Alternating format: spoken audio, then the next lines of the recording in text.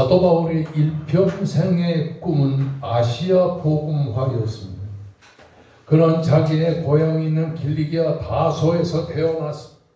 어려서부터 소아시아 일대가 서방에 있는 로마 제국의 침탈을 받고 그리고는 동방까지의 중간 역할을 하는 아주 발전적인 소아시아라는 것을 너무도 알았기 때문에 소아시아의 복음 전파에 그는 총력을 기울여 자기의 가정과 일가 친척과 아는 사람들도 다 소아시아에 있었기 때문에 예수 그리스도의 복음을 소아시아에 전하고자 했습니다. 그러나 성령이 소아시아에서 말씀 전하지를 못하게 하므로 바울이 행한 부르기아와 갈라디아 땅으로 다녀가 무시아 베이르로 비두니아로 가고자 애를 썼습니다. 그러나 성령이 예수님의 성령이 허락지 아니하심으로 바울 사도의 일행은 무시아 앞을 지나서 드로아로 내려갈 수밖에 없었습니다. 드로아에서 며칠을 지나는 동안에 바울 사도는 하나님 앞에 간절히 기도하면서 며칠을 보내게 됩니다.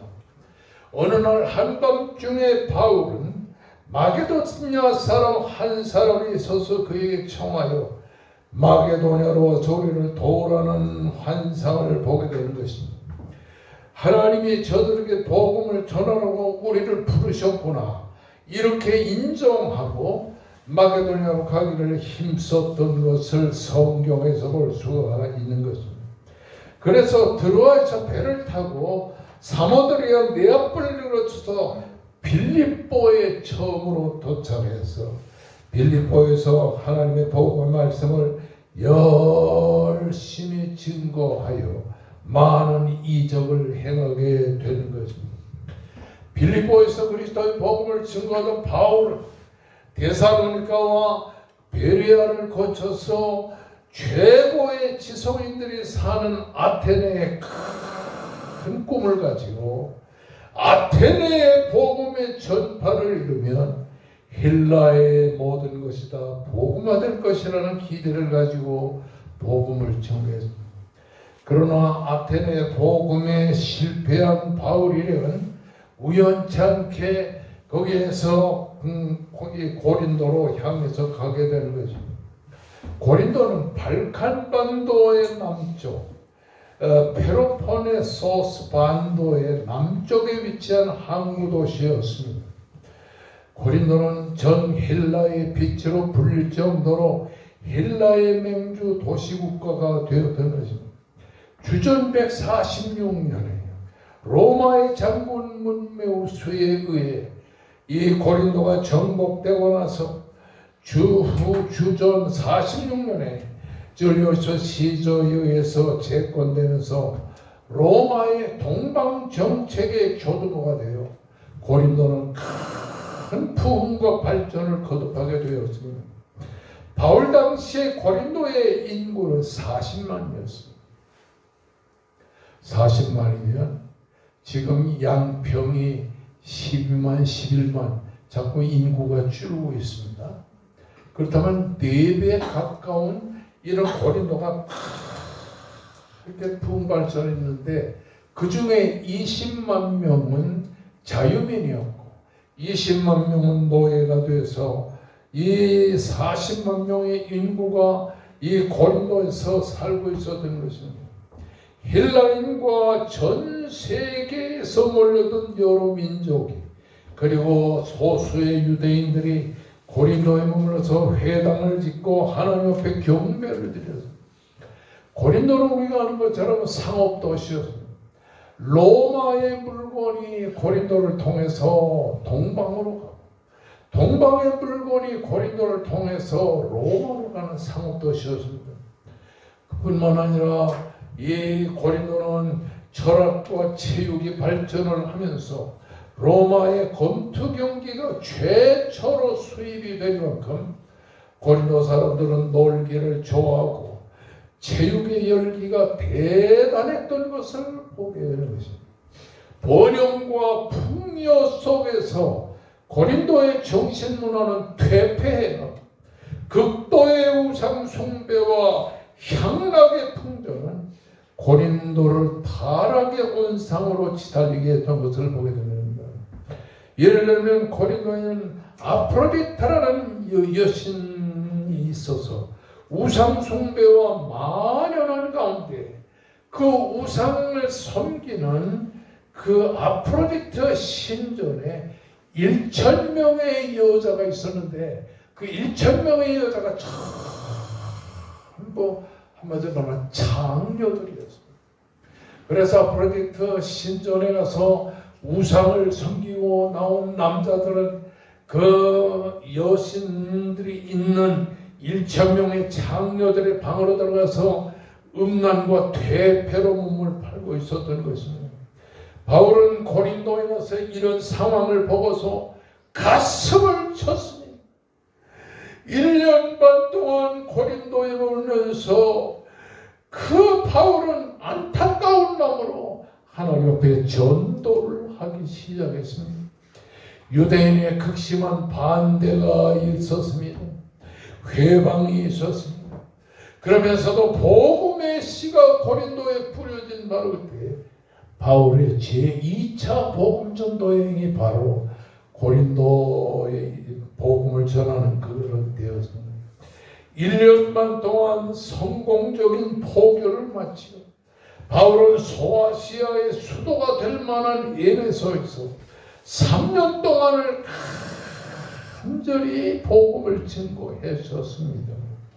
3년 동안 여러 차례에 걸쳐서 고린도 교회 성도들로부터 교회 내 당파 문제, 윤리 문제에 관하여 여러 차례 서신을 통해서 질문을 받았습니다. 그래서 바울 사도는 고린도 전서와 고린도 후서를 기록해서 이 고린도 교회 성도들의 안타까운 그 궁금증을 다 풀어줘야 되었던 것입니다. 바울이 에베소의 강도에서 3년을 머물면서 고린도에 보냈던 편지는 3가지. 첫째는 고린도 전전서가 있습니다. 둘째는 고린도 전서가 있었습니다. 세 번째는 고린도 후서가 있습니다. 이렇게 바울은 고린도에 3번의 편지를 보내면서 고린도 전전서에는 내가 너에게 쓴 것에 음행하는 자들을 사귀지 말라 하였거니와 라는 고린도전서 5장 9절의 말씀을 보면 고린도 전서 후서 이전에 고린도 전전서가 기록되어 있다는 것을 우리가 알 수가 있는 것입니다. 두 번째로 고린도전서는 바울이 스데바나와 브루드나와 아가이고 편에서 고린도 교회의 고질적인 문제를 직면하면서 고린도의 당파 싸움의 문제를 거론합니다. 불륜의 문제를 거론합니다.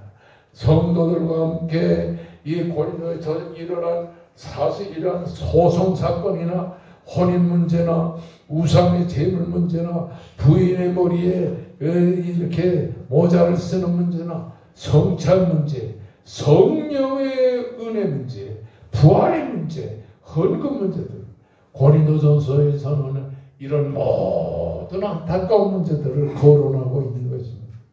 그리고 나서 고린도 후서에서는 환난을 당할 때에 환난 중에 위로를 받고 자신의 사도권에 대한 변론을 하게 되는 것을 이 고린도서를 통해서 우리가 알게 된다고 하는 사실입니다.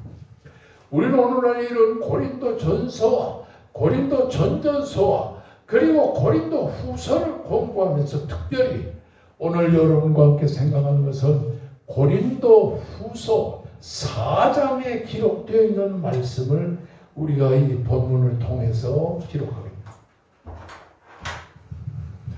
고린도 전전서는 이 잘못된 이방의 모든 것에 편입돼 가지고서 음행하는 행동을 제어하고 음행하는 행동을 하는 사람들과 사귀지 말라 그렇게 강조하고 고린도 전서에서는 음행과 고질적인 모든 당파 싸움과 혼인 문제 등에 대해서 거론을 해서 신앙의 올바른 자세를 지금 바울 사도가 고린도 교회에 증거한 다음에 믿음이 좋아진 고린도 교회 성도들이 환난에 직면했을 때 어떻게 위로를 받으며 사도권에 대해서 어떻게 변론을 해서 바울이 사도라는 사실을 증거할 수 있는가를 강조하고 있는데, 특별히 고린도 후서 4장에서는 예수를 믿는 성도들이 직분을 어떻게 감당해야 될 것인가 하는 사실에 대해서 이 본문이 기록하고 있는 것. 오늘 우리는 고린도 후서 4장 1절과 2절에 다음과 같은 내용이 기록되어 있는 것을 볼 수가 있습니다. 그러므로 우리가 이 직분을 받아 긍휼하심을 입은 대로 낙심치 아니하고 이에 숨은 부끄러움의 일을 버리고 속임으로 행하지 아니하며 하나님의 말씀을 혼잡하게 오직 진리를 나타내므로 하나님 앞에 각 사람의 양심에 대하여 스스로 추천하노라, 이렇게 기록하고 있습니다. 이 말씀 중에서 가장 중요한 말씀이 그러므로 우리가 이 직분을 받아. 여기에 그러므로라는 말은 어떤 뜻이냐 하면, 그러므로라는 말은 개역 성경에서는, 개역 개정판 성경에서는 이러함으로 이렇게 번역을 했습니다. 그런데 이러함으로라고 하는 말, 그러므로라고 번역되어진 이 말은 예수 그리스도로 말미암아 의의 직분을 받아 영광스러운 의의 직분을 받았다, 이런 의미가 있습니다. 그리고 우리가라는 말은 고린도 전서와 후서에 기록되어진 바울 사도와 그의 믿음의 아들 디모데를 여기서 강조하고 있는 것입니다. 그런데 그러므로 우리가 바울 사도와 그리고 바울의 믿음의 아들인 디모데가 이 직분을 받아, 여기 직분이라는 말은 집사라는 말이에요. 집사라는 말이에요. 그리고 봉사라고 하는 말은 디아코니엄, 이 직분, 집사와 봉사를 하게 된 걸 말하는 것입니다. 집사는 오늘의 개념으로 집사가 아니고 교회를 위해 헌신하고 봉사하는 이런 사람들을 일컬을 때 말하는데, 이것이 후대에 영어로 번역될 때 미니스트리라는 말로 번역되었습니다. 미니스트리라는 말은 성직이라고 하는 말입니다.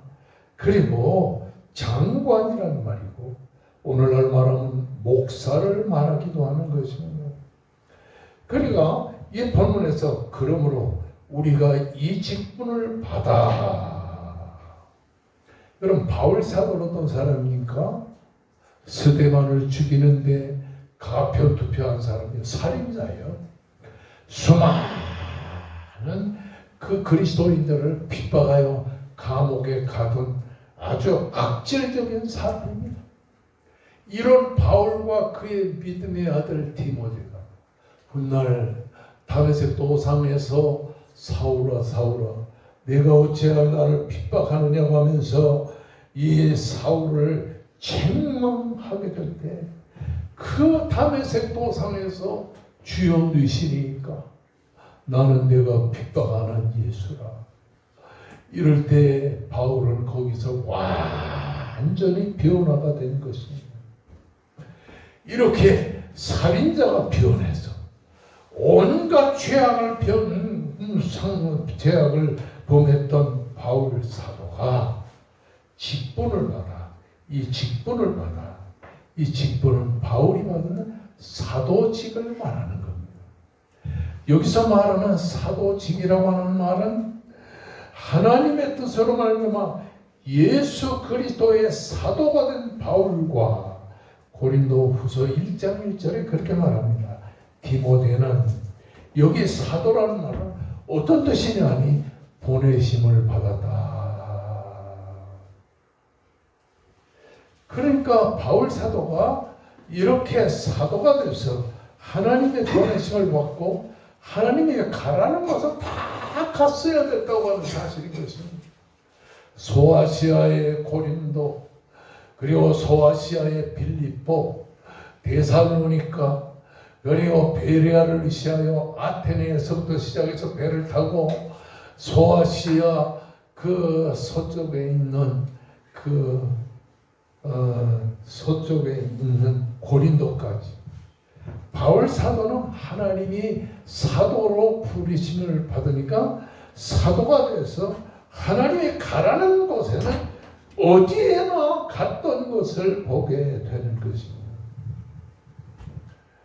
그렇습니다.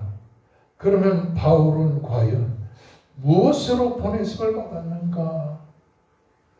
여기 1장 1절에 바울 사도는 하나님의 뜻으로 말미암아 그리스도 예수의 사도된 바울이라고 했는데, 그러면 바울 사도가 어떤 모습으로 보내심을 받았는가?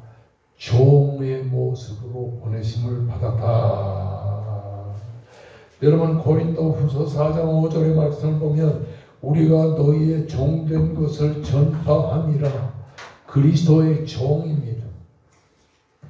바울은 스데반을 죽이고 억만 죄악을 저지른 죄인 중에 죄인이지만 하나님은 그런 죄인을 선택하여 예수 그리스도의 보혈로 구속해 주시고 살려주셔서 하나님의 종으로 사도로 부르심을 받아 이렇게 사도가 되었다. 이것이 바로 뭐냐? 하나님의 은혜라고 하는 말이에요. 지난날 우리도 잘못된 인생을 살 때가 얼마나 많았어요. 잘못된 인생을 많이 살았죠. 그런 우리의 과거를 돌이켜보면 우리는 목사가 될 자격도 없어요.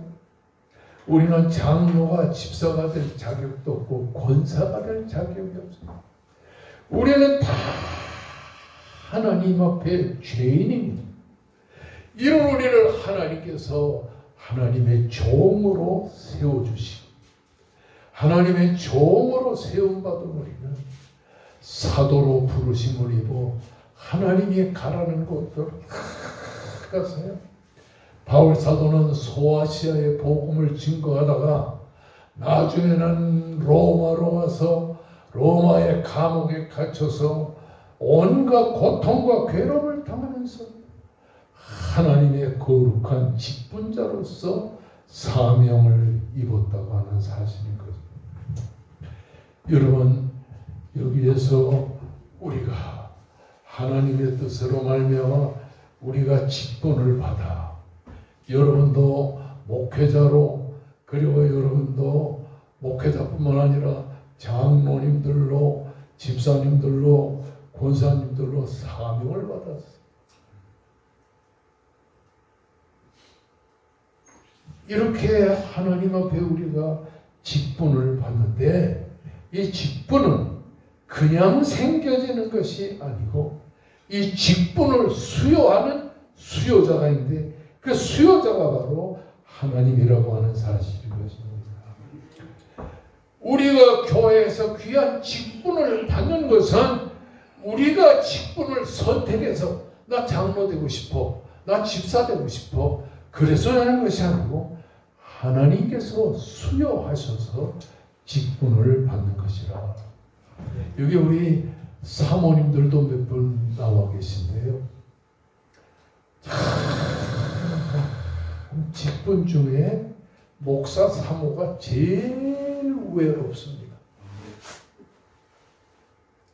저같이 아내가 세상을 떠나면은 천당 가서 편안히 주님 모시고 사니까 괜찮지만 대부분 남자들이 먼저 세상을 떠나고 목회자 아내가 이제 이 교회에서 혼자 직분을 행합니다. 과거에 목사님이 살아계실 때에는 사모님 했는데 목사님 돌아가시고 나니까 쳐다보지도 않아요.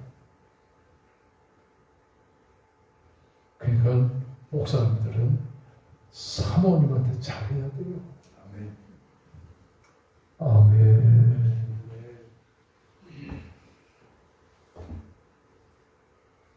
여러분, 이렇게 하나님께서 어떤 여자분들은 목회자하고 교제를 해가지고 처음에는 목사 부인이 될 줄은 몰랐는데 나중에 목사님이 되고 나니까 억지로 사모가 돼야 돼요.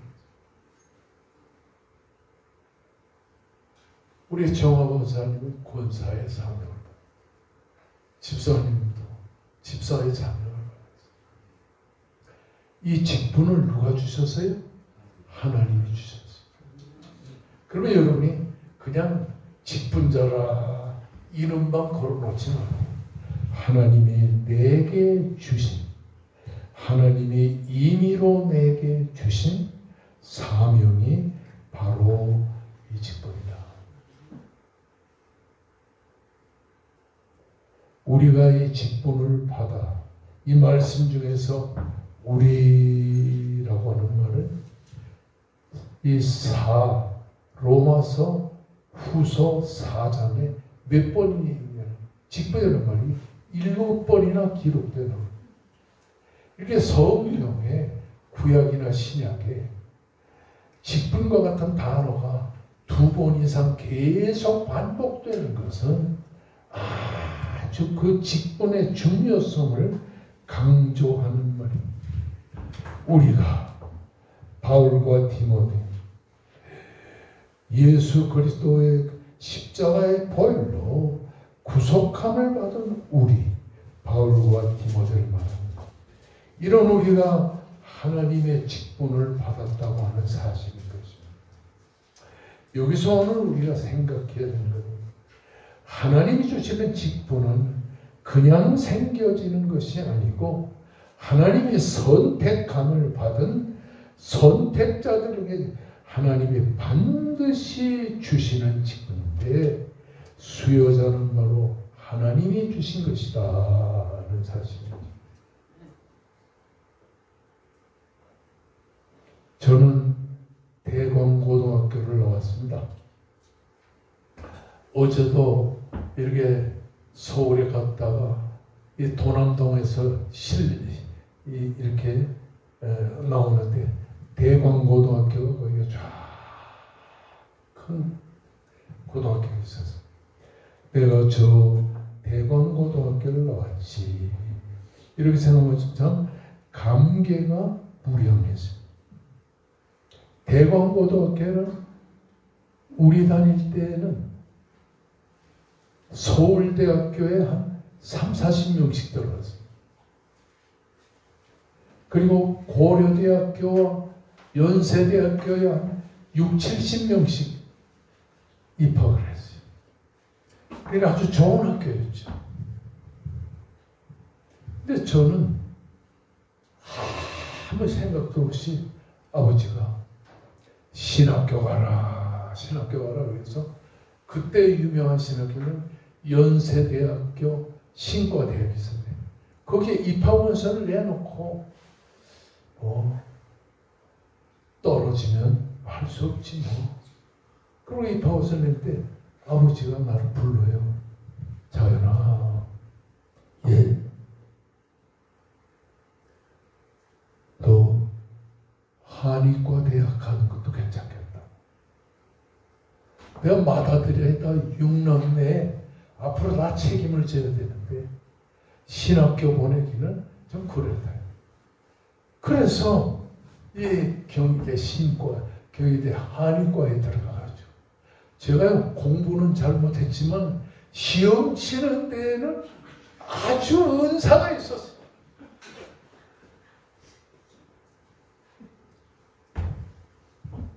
공부도 별로 안 해가지고 이 한의과 대학에 들어갔어요. 그러니까 제가 문과 계통을 해야 되는데 이과 계통에 들어가니까 머리가 아파가지고 공부가 돼.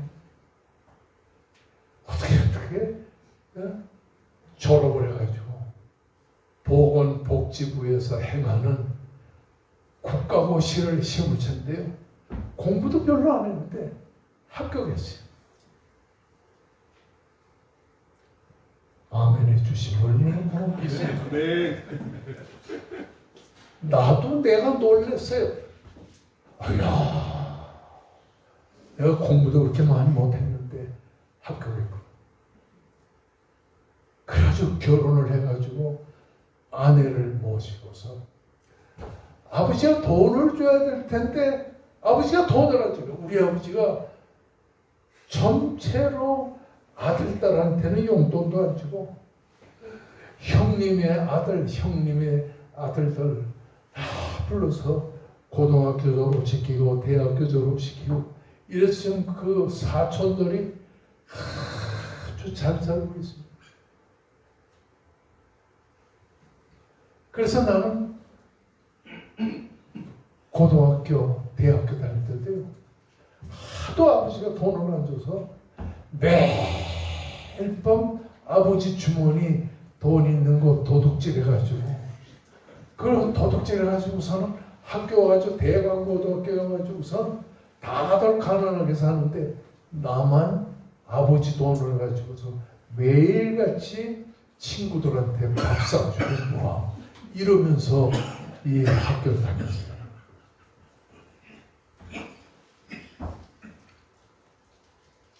그런 내가 목사가 될 생각을 못했어요. 밤중에 아버지가 나를 또 좋아했어요. 용돈이나 좀 좋은데 좋아는 하는데 아니 자연아 나하고 같이 자자. 그럼 나는 친구들하고 놀래 이러다가 밤 9시가 넘어서 집에 들어가서 이렇게 잠자는 척 하고 있으면 아버지가 성경 찬송을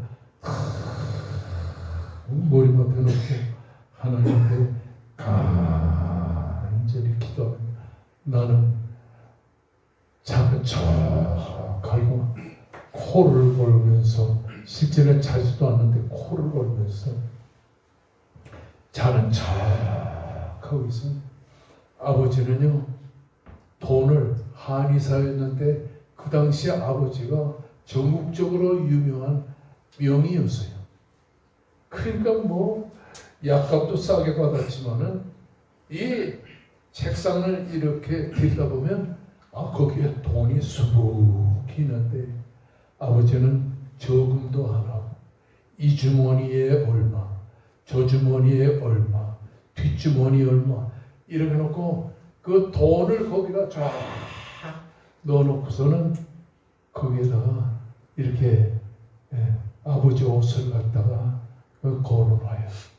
그럼 나는 가만히 자고 있으면은 아버지가 주여 이러고 성경책을 머리맡에다 이렇게 놓고선 주무시는데 아버지가 코를 고는 그 소리만 들어도 어느 정도 경지에 들어갔구나 내가 뻔히 알았어요. 그리고 10시가 넘어 11시가 되면 일어나가지고 이 주머니에서 몇만 원, 저 주머니에서 몇만 원 이렇게 돈을 꺼내가지고 주머니에다 딱 놓고 아침 먹으면 아버지가 고개를 갸웃갸웃해요. 분명히 여기 얼마 넣었는데 내가 가져간 걸 모르고 그럼 나는 또 우리 집에 청량리에 있었는데 그 청량리에서 뛰어가지고서 아버지가 거기서 이렇게 오스표 2장 딱 줍니다. 그럼 그걸 주머니에 넣고 또 아버지 돈 훔친 거 주머니에 넣고 뛰어가지고서 고려대 앞을 지나서 이렇게 신설동을 가까이 와서 친구들하고 점심때 10명 이상 들어가다. 그래서 훔친 돈 가지고 그 친구들 밥을 사주고 그랬어요. 야 매일같이 그랬는데 내가 은사 목사님, 최훈 목사님 따라서 삼각산에 올라가서 기도하다가 은혜를 받았어요. 거기서 얼마나 한 달 동안 목사님 모시고 있으면서 톰의 작업을 했는데, 내려가가지고 아버지한테 내가 지난날 아버지 돈 많이 훔쳐먹었습니다. 용서해 주세요. 그리고 뿐만 아니라 이렇게 학교를 가다가 이 가게가 있으면요, 내가 좋아하던 게 사과인데 사과를 또 훔쳐가지고서는 그 매일같이 나는 별로 안 먹고 친구들한테 다 주고서 이랬어요.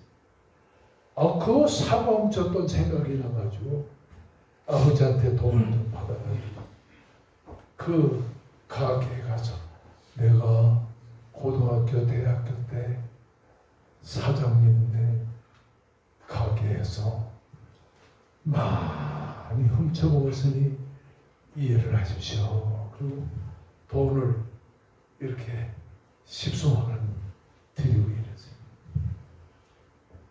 그런 내가 목사가 된다는 거는 참 이거 기적입니다. 기적이에요.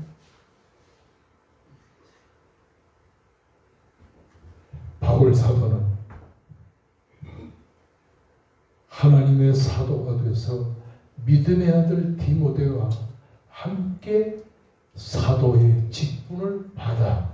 그 사도의 직분은 하나님의 것인데, 하나님은 자기의 것인 직분을 하나님이 원하는 자에게 똑똑하다고 목사시키는 거 아닙니다.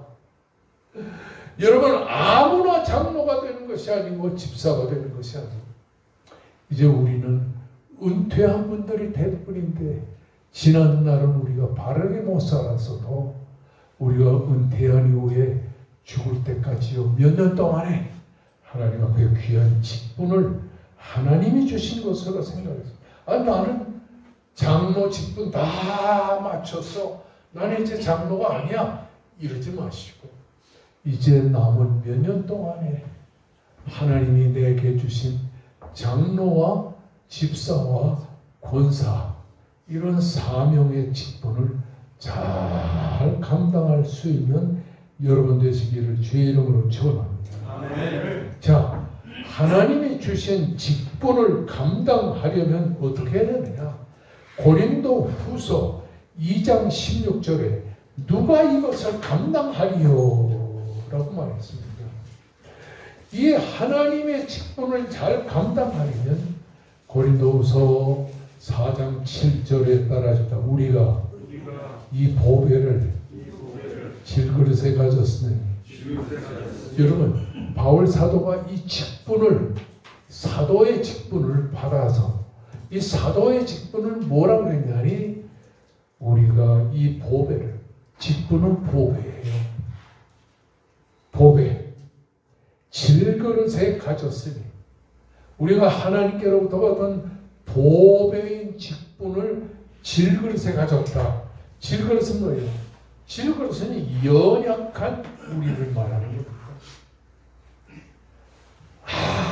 아무 볼품도 없는 연약한 우리에게 하나님께서 보배로운 직분을 주셨어요. 그러니까 보배로운 직분을 받았으니까 직분을 받은 우리는 하나님 보실 때 보배로운 그리스도인이라고 하는 사실을 기억하시기를 주의 이름으로 축원합니다. 하나님이 주신 직분을 잘 감당하려면 10가지 이상의 그런 사명자의 직분 감수가 있는데, 첫째는 긍휼히 하심을 입은 대로 우리가 하나님의 긍휼을 받은 존재라, 이것을 우리가 느끼고 살아야 된다. 4장 1절. 둘째로, 직분을 받은 사람은 직분 때문에 낙심치 말라는 말입니다. 4장 1절에 우리가 사방으로 우조상을 당하여도 바울 사도는 귀한 사명의 직분, 이 사도의 직분을 받고 사방으로 유대인의 우겨쌈을 당하고 로마인의 우겨쌈을 당하고 온갖 고통과 괴로움을 다 당했지만 낙심하지 않았습니다. 여러분, 지나간 4년 동안 코로나 바이러스로 인해서 우리 목사님들은 절망했어요. 제가 들어보니까 이 양평에 제일 많은 게 기독교 장로회가 제일 많습니다. 이 양평과 강원도가 감리교와 기독교 장로회가 제일 많은데 그 기독교 장로회가 기도를 별로 안 하는 교단입니다. 그래가지고 이 기독교 장로회가 교회를 팔려고 다 내놓고, 왜냐하면 큰 교회로부터 이렇게 도움을 받았는데 목사의 생활비도 도움받고 이런데 큰 교회들이 다 헌금이 주니까 이 기독교 장로회 또는 감리교회들이 전부 약해졌습니다. 낙심이 되어가지고. 그렇지만은 우리 백합전원교회도 코로나 바이러스 때문에 한동안 50명까지 올라갔던 교회가 교인이 다 떨어져서 5명, 6명 이렇게 나옵니다. 선교사들한테 15가정에 300만 원 도와줬는데 이제 그것도 돕지 못하게 됐어요. 그런데 하나님의 생각과 우리의 생각은 다르더라고요. 여러분, 지난 2주일 동안 우리 권사님들, 집사님들 제가 광고만 했어요. 매일같이 백합전원교회 와서 기도하고 돌아가십시오.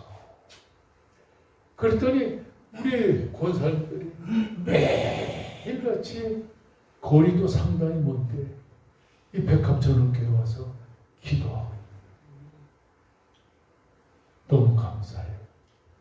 하나님의 놀라운 역사로 우리 교회에 임한 것을 믿습니다. 그리고 말씀을 혼잡게 하지 않는다. 4장 2절에 그러니까 이 귀한 사명을 감당하려면, 직분을 감당하려면 말씀에 굳게 서야 된다고 하는 사실인 것입니다. 답답한 일을 만나도 낙심하지 않고 절망하지 않고 핍박 가운데 있어도 낙심하거나 절망하지 않는 것을 말합니다. 그리고 직분의 귀중성을 인식해야 됩니다. 고린도 후서 4장 7절에 이 보배를 질그릇에 가졌으니 내가 맡은 직분은 이렇게 귀한 직분이라는 사실을 우리가 인식하고 살아야 될 것이라고 하는 사실인 것입니다. 고린도서 6장 11절 13절에 보면 넓은 마음으로,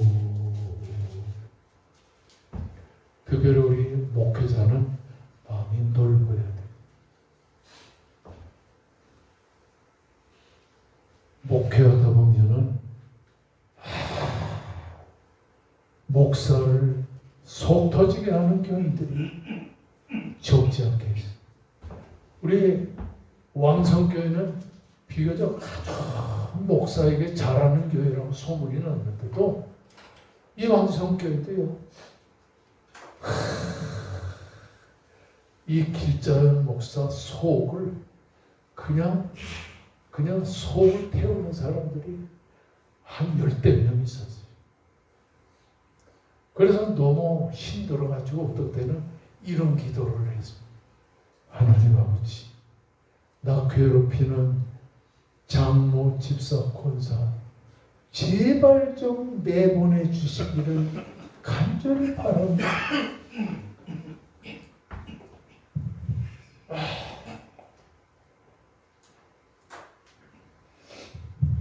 그런데 기도를 쭉 하다 보니까 내가 잘못했구나.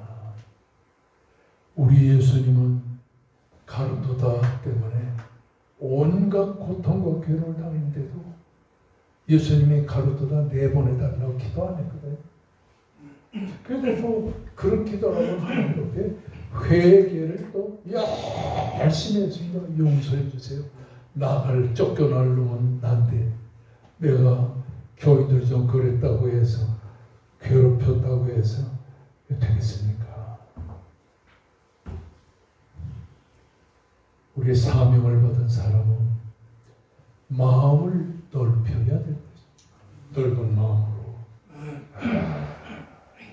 고린도후서 9장 12절에는 열심을 다하여 최선을 다하여 하나님 앞에 간구하는 여러분 되시기를 주의 이름으로 축원합니다. 따라하십시다. 우리가 이 직분을 받아. 할렐루야. 여러분, 우리가 백합전원교에서 지지난주에 직분을 다 받았죠.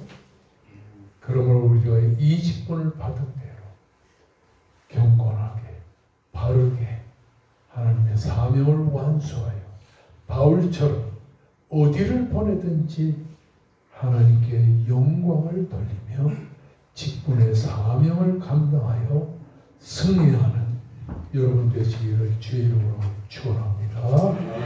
이제 우리 다 같이 두 손 높이 들고 쫙 상충을 감상하면서 부르짖어 기도하되 우리가 이 직분을 받아 내게 주신 직분을 잘 감당할 수 있도록 성령의 역사에 주시옵소서라고 기도하십니다. 백합전원교회는